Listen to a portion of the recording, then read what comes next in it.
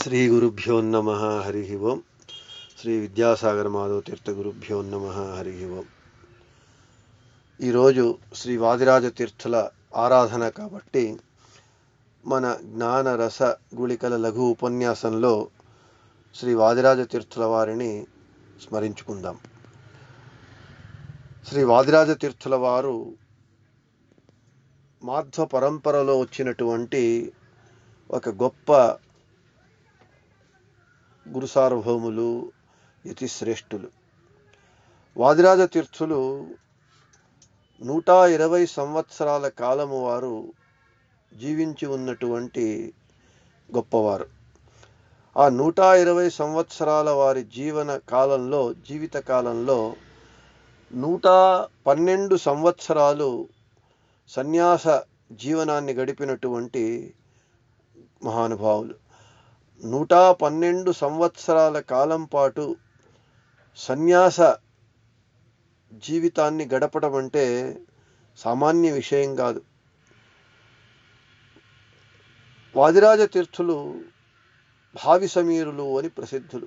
భుజగణస్థులు, భావి సమీరులు అంటే ముందు వాయు పదవికి వచ్చేటటువంటి వారు అని వారు ప్రసిద్ధులై ఉన్నారు. వాదిరాజ తీర్థులు కర్ణాటక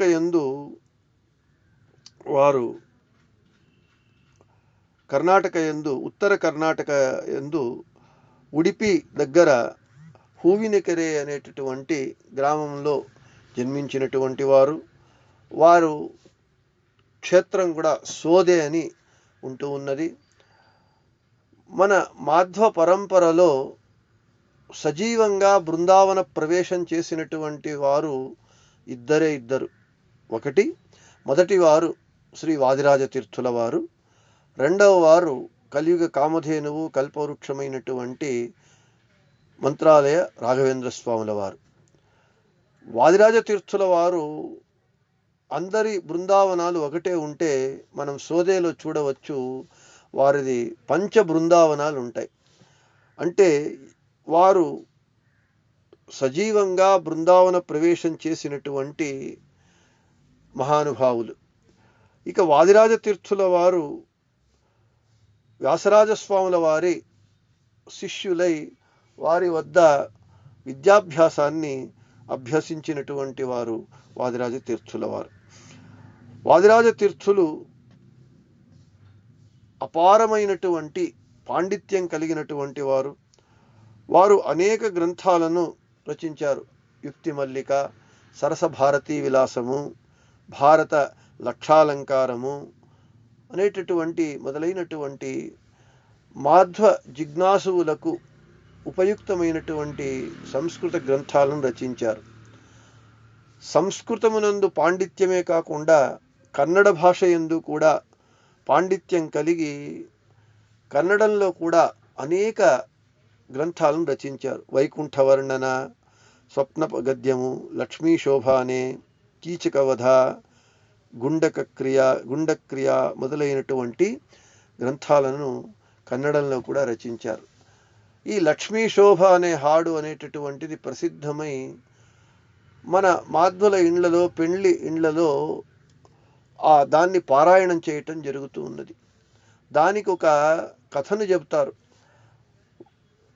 వారి కాలంలో ఒక జమీందారు ఇంట్లో పెళ్లి జరుగుతూ ఉన్నప్పుడు ఉన్నట్టుండి వరుడు చనిపోయాడు.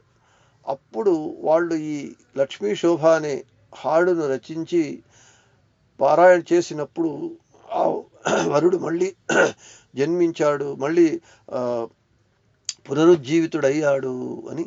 కాబట్టి దానికి సంకేతంగా పెండ్లి ఇంటిలో వాదిరాజ తీర్థుల వారి చేత రచింపబడినటువంటి శ్రీ లక్ష్మీ శోభన పదము దానికి పేరు. దానిని పారాయణం చేయటం ఇప్పటికీ మనము చూస్తూ ఉన్నాము. ఇక వాదిరాజ తీర్థుల వారి పేరే వాదిరాజులు. అంటే వాదము చేసేటటువంటిలో వాది సమూహమునందు రాజుగా, అంటే వాది శ్రేష్ఠులుగా ఉన్నటువంటి వారు వాదిరాజ తీర్థులు. వాదిరాజ తీర్థుల అపరోక్ష జ్ఞానులు. వారు అపరోక్ష జ్ఞానులై వారు సమర్పించినటువంటి హయగ్రీవము అనేటటువంటి ఒక భక్ష్యాన్ని సాక్షాత్తు భగవంతుడు స్వీకరించేటటువంటి వాడు అనేటటువంటి కథ కూడా మనకు ప్రసిద్ధంగా ఉంటూ ఉన్నది. వాదిరాజ తీర్థుల వారి గురించి వారి గురించి చెప్పడానికి, మాట్లాడడానికి కూడా మనకు ఏ విధమైనటువంటి అర్హత, యోగ్యత లేదు. తపో విద్యా విరక్త్యాది సద్గుణం ఘాకరానహం వాదిరాజ గురున్వందే హయగ్రీవ దయాశ్రయాన్. తపస్సు, విరక్తి, దీనిలో అపారమైనటువంటి సంపత్తు కలిగినటువంటి వారు, తర్వాత హయగ్రీవ రూపి భగవంతుణ్ణి ఆశ్రయించినటువంటి వారు వాదిరాజ తీర్థులు. అటువంటి వాదిరాజ తీర్థులను మనము ఆశ్రయించాలి అని చెబుతూ, ఇక వాదిరాజ తీర్థుల వారు రాజుల నుండి మన్ననలు పొందినటువంటి వారు. మనకు మాధ్వ పరంపరలో రాజత్రయం ఉన్నది. శ్రీపాదరాజులు, వ్యాసరాజులు, వాదిరాజులు. ఈ రాజత్రయం అంటే వీళ్ళు ఒకరికి ఒకరు శిష్యులు.